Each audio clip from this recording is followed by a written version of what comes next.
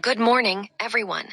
Today we'll explore Roland Barthes' essay From Work to Text, which is part of Unit 5 in Contemporary Literary Criticism. This essay marks a major shift in the way we approach literature, moving from traditional, author-centered criticism toward a more dynamic, reader-centered perspective. Author background. Before we look at the essay, let's understand the author.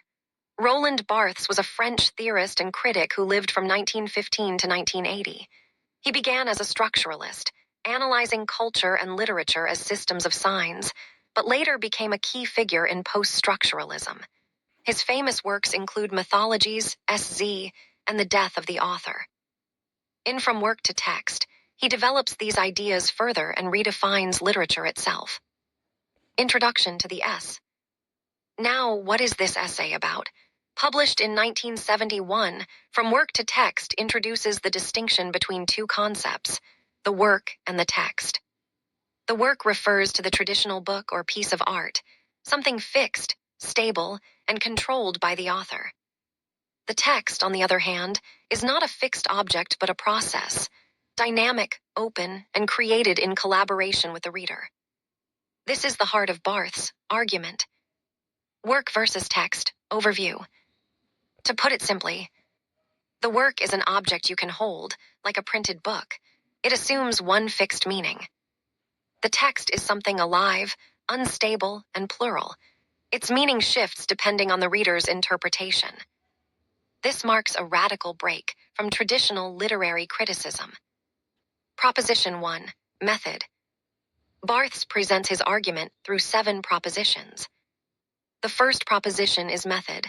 The work is a material object, a product. The text is a method, a process, an activity.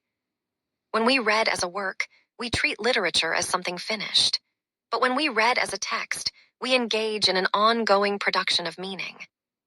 Proposition 2. Genre. The second proposition is about genre. A work belongs to a genre. It can be labeled as a novel, poem, or essay. But the text resists such neat classification. It is intertextual, connected with other writings, blurring categories and breaking boundaries. In other words, the text cannot be boxed in. Proposition 3. Signs.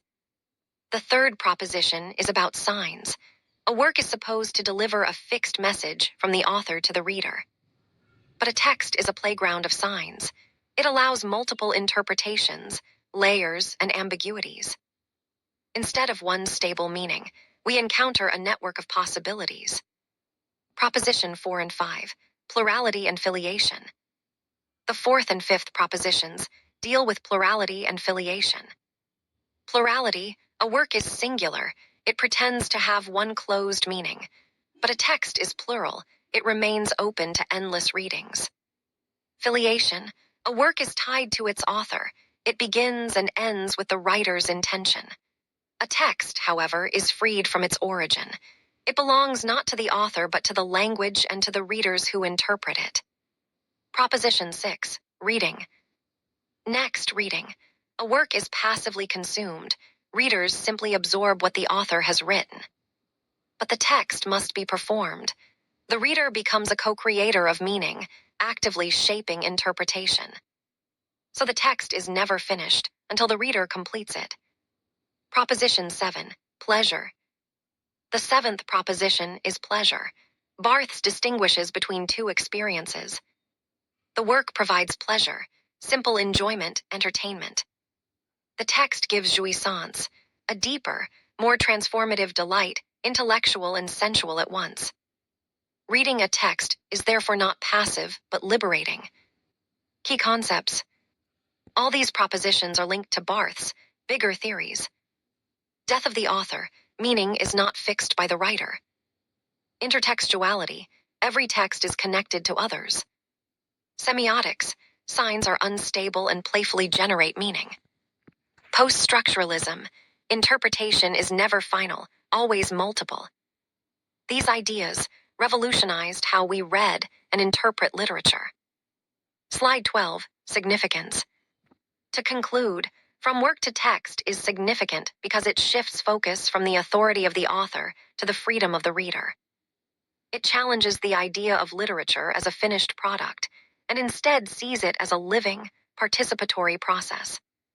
This essay became foundational for poststructuralism, deconstruction, and reader response criticism. So when we read a text, we don't just receive meaning, we help create it.